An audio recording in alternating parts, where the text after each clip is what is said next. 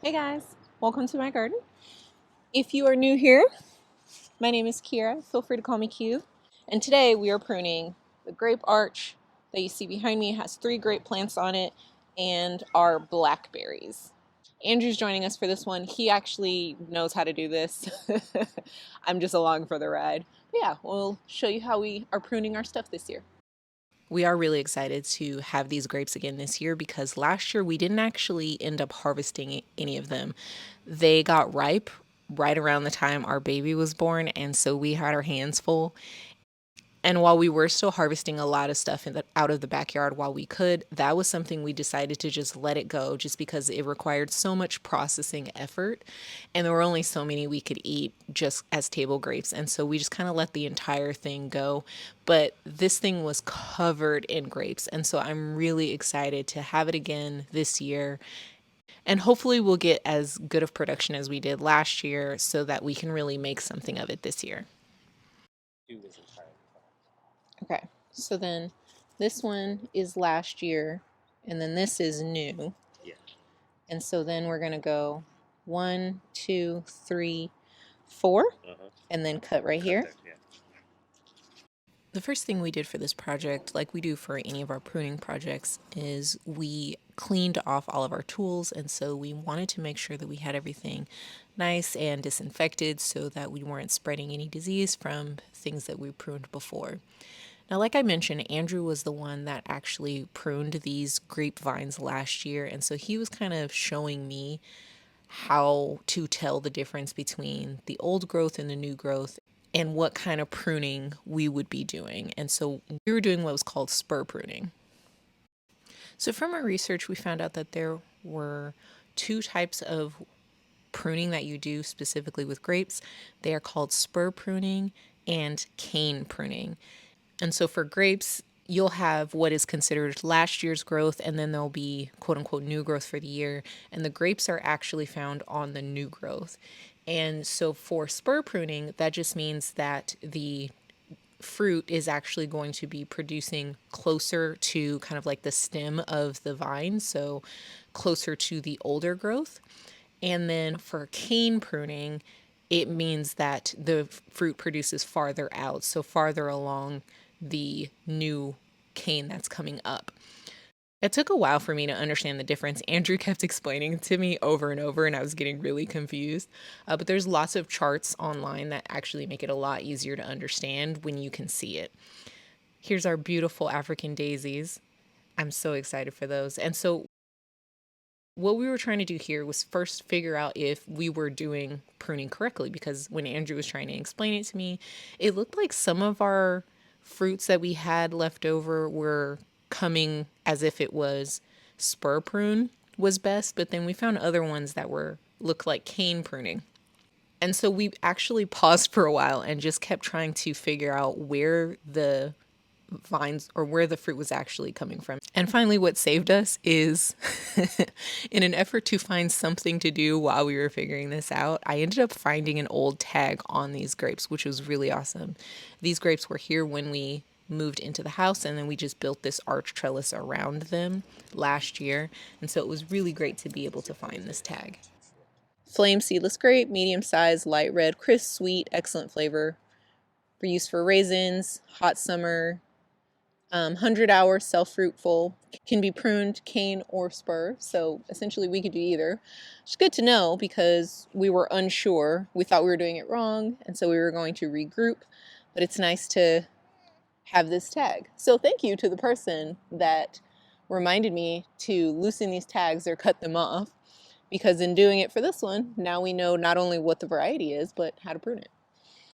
So once we found out the variety of our grapes, funnily enough, we found out that the grape that we actually brought with us was the exact same variety.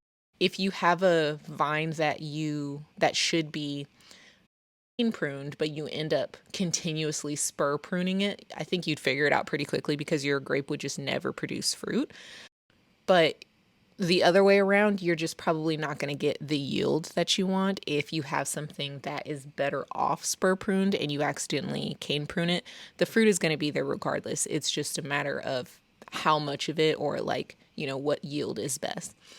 And so once we figured that out, we just went ahead with what we were doing and decided that for this, since we could do it either way, it made more sense for us to do the spur pruning, which was cutting the canes shorter. So now we got all the low stuff done, and it's really cleaning up what's on the trellis now. So it's going to look pretty empty here, and we're just going to knock this out. So I'm going to put you on a time lapse. So we'll get it done in a couple seconds for you. Last year, we really loved having this arch here. This was Andrew's idea to kind of put one of these cattle panels. It's a 16-foot cattle panel underneath here. And it was just so beautiful. It provided so much amazing shade underneath. The idea is eventually we want to build something a little nicer, maybe actually build like a pergola for it or something like that. And maybe put like a little seating area. That was something that we never got around to. But we really, really loved this setup. Our dog especially loved this setup. He took so many naps underneath it. And then here I'm just pruning the top. Now these, I ended up actually pruning them a little closer to cane pruning. And that is only because this nest was here. We had this mockingbird that decided to build a nest in this kind of like grape arch last year. And it provided hours of entertainment for us. One, because it was very aggressive with squirrels. And so anytime a squirrel got anywhere near this thing, including in the trees next to it, it would just chase it all the way down, out, basically out of our yard. And we would just watch it from our living room, just thoroughly entertained. And so I wanted to leave the nest there in case those birds decided to come back. And then on the other side, it was really easy pruning just the little grape that we brought with us when we moved to the house. Here is the final prune. Everything is significantly shorter. Can't say that it looks great. Pruning never looks great to me. But everything is about 4 little nodes out, with the exception of our mockingbird nest. And then here is our young grapevine here that we put in last year. So I feel like we did a pretty good job. I don't know, we're not professionals. This is just how we're pruning our stuff. But we got most of it done. We might come in here and, prune more stuff off of the bottom and just get it more off the ground. We might see some branches that I missed or some vines that I missed and just kind of fine tune from here. But we got the bulk of this job done, which I feel really good about. And we can also take out these little green tags that I put in last year.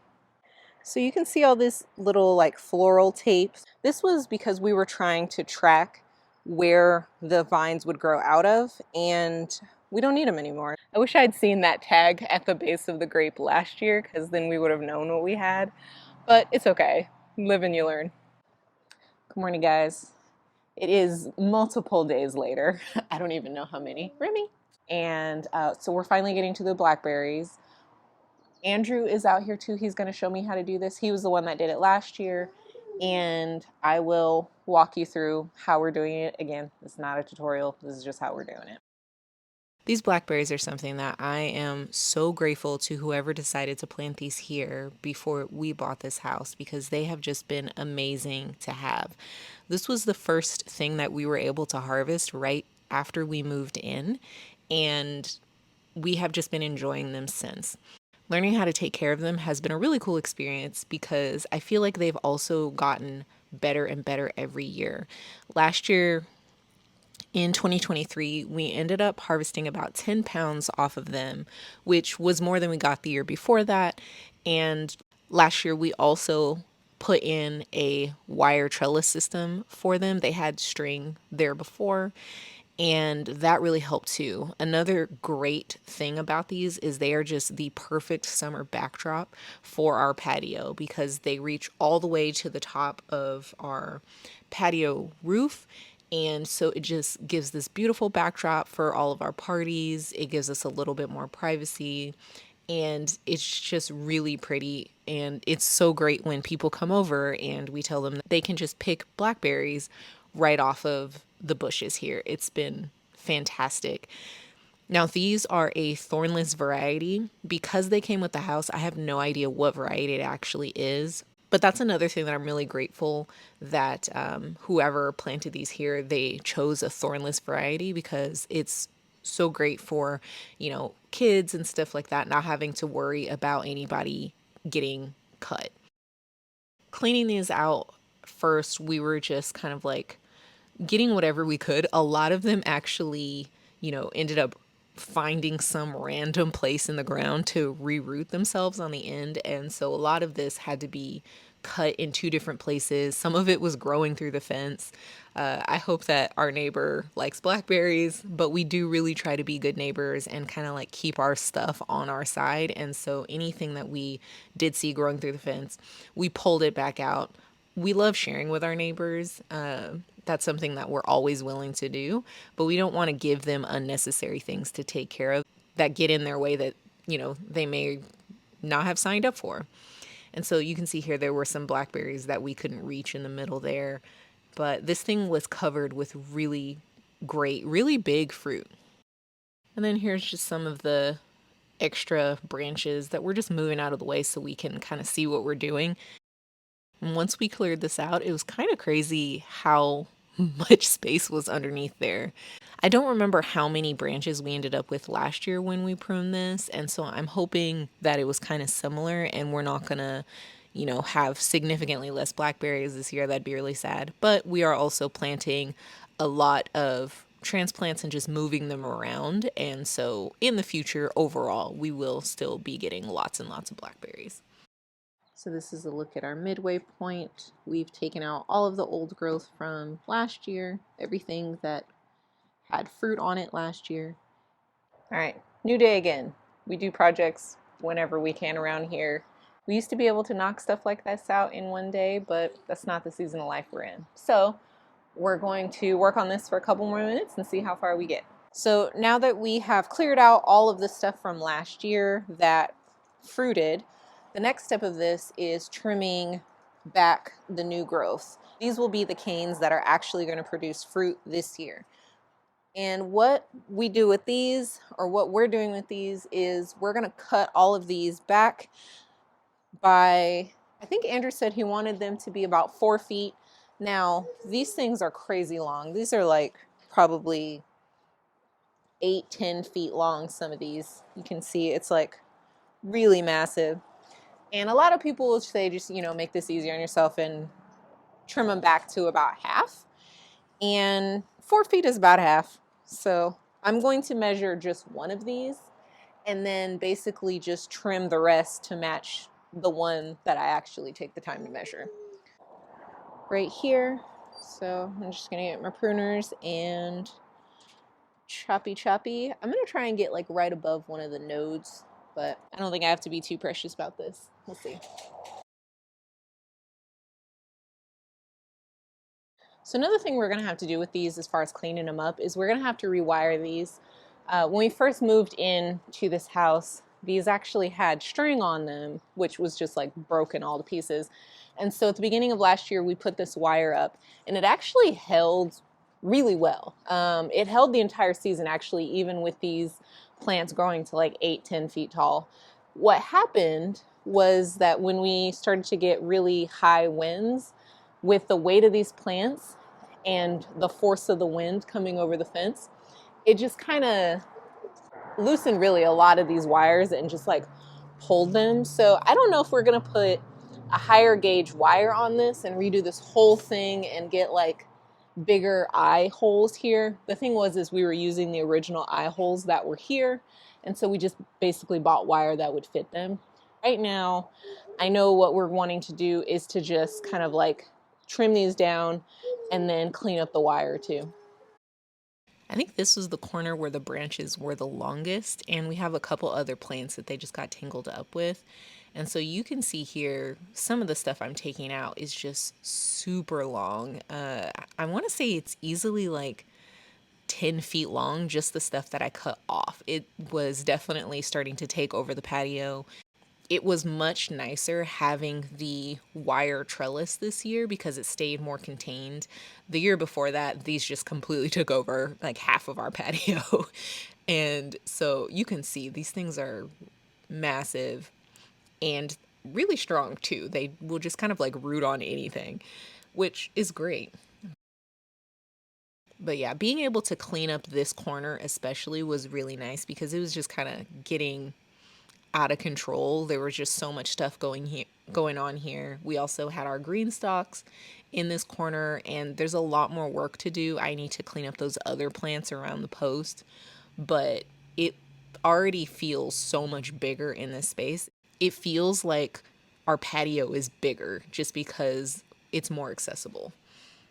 So the last part that I have to do here is where our kind of like transplant area is.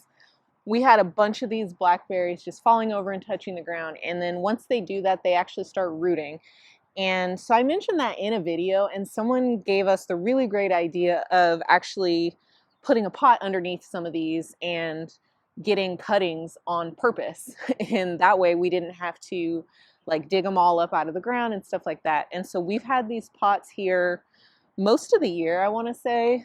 Just from looking in here, it looks like some stuff has rooted really well. I mean, I can't just pull that up. I can't just move that. I have to pull it up on purpose. So yeah, you can see there that that's completely rooted in. So I'm hoping that we get some really nice transplants from this.